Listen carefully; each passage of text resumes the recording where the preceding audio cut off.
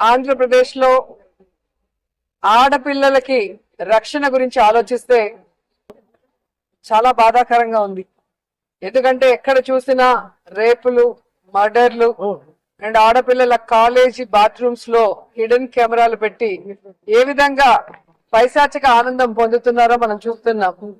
ఈరోజు నేరస్తులకి ఇంత ధైర్యం వచ్చింది అంటే దానికి ప్రభుత్వం సిగ్గుపడాలి. ఎందుకంటే గతంలో జగన్మోహన్ రెడ్డి గారి ప్రభుత్వంలో ఒక తప్పు జరగాలి అంటే ఎంత భయం ఉండేదో మీకు అందరికీ తెలుసు. సో ఎవరైనా కూడా దిశ యాప్ ని యూజ్ చేయకుండా ఏదైనా అఘాయిత్యానికి అమ్మాయి లోబడితే 24 గంటల లోపల నేరస్తుల్ని అరెస్ట్ చేసి వారిని శిక్షించే విధంగా చట్టాలని కఠినతరం చేశారు. కాబట్టి ఆ రోజుల్లో ముచ్చుమరి లాంటి ఘటనలు జరగటం అనేది మనం చూసుండం. నిజంగా చాలా బాధాకరం. ఒక 9 ఏళ్ల అమ్మాయిని రేప్ చేసి చంపేసి ముక్కలు చేసేశారు.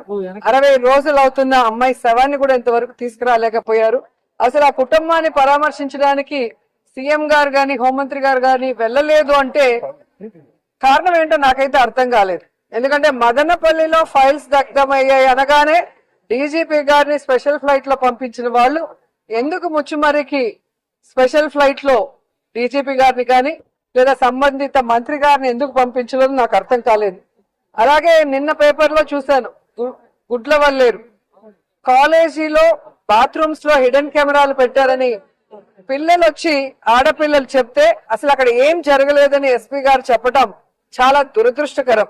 ఈరోజు 300 మంది పిల్లలు ఈరోజు న్యాయం కావాలంటూ ధర్నా చేస్తుంటే ఇప్పుడు విచారణ చేస్తామని దిగిరావటం అనేది మేమంతా కూడా గమనించాల్సిన విషయం. అలాగే ఈ ప్రభుత్వం వచ్చిన తర్వాత మీరు చూస్తే ర్యాగింగ్ భూతం ఎలా ఎక్కువైందో మనం కళ్ళారా చూస్తున్నాం. నారాయణ కాలేజీలో మెడికల్ విద్యార్థినిని ర్యాగింగ్ చేసి చంపేశారు. అలాగే కలికిరిలో జేఎన్టీయూలో విద్యార్థి ర్యాగింగ్ చేయడం వల్ల ఎలా ఆత్మహత్య చేసుకుందో గమనించాం. అంటే గత 5 సంవత్సరాలు లేని ర్యాగింగ్ భూతం మళ్ళీ ఈ ప్రభుత్వం వచ్చాక ఎలా పిల్లల ప్రాణాలు తీస్తుందో మనం గమనించాల్సిన విషయం. నేను ఈ ప్రభుత్వానికి ఒకటే చెప్పగలను, రెడ్ బుక్ రాజ్యాంగం మీద పెట్టిన దృష్టి ఇంట్రెస్ట్ పక్కన పెట్టి ఆడపిల్లకి రక్షణ కల్పించడంలో గౌరవాన్ని కల్పించడంలో మీరు ముందుండాలని కూడా వాళ్ళని కోరుకుంటున్నాను. మాట్లాడిన తర్వాత అంటే ఎట్లాగా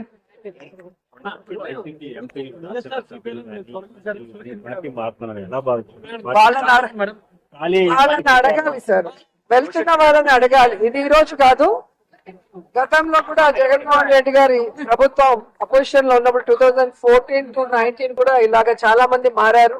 మారిన వాళ్ళు ఏమయ్యారో కూడా మనం కళ్ళారా చూసాం. సో ప్రజల చేత ఒక పార్టీ సిద్ధాంతాలు నచ్చి ఎన్నుకోబడిన పార్టీ సిద్ధాంతాలు నచ్చి ఎన్నుకోబడిన వాళ్ళు, పార్టీ నియమించిన వాళ్ళు ఈ రోజు వెళ్ళిపోతుంటే వాళ్ళు ఆలోచించుకోవాలి వాళ్ళు చేస్తుంది కరెక్టా తప్ప అనేది. సో దీని వల్ల జగనన్నకో వైఎస్ఆర్సీపీ పార్టీకో ఎటువంటి నష్టం ఉండదు. ఎందుకంటే ఎప్పుడు కూడా పార్టీకి ద్రోహం చేసి వెళ్ళిన వాళ్ళని ఎవరు కూడా గౌరవించరు, క్షమించరు.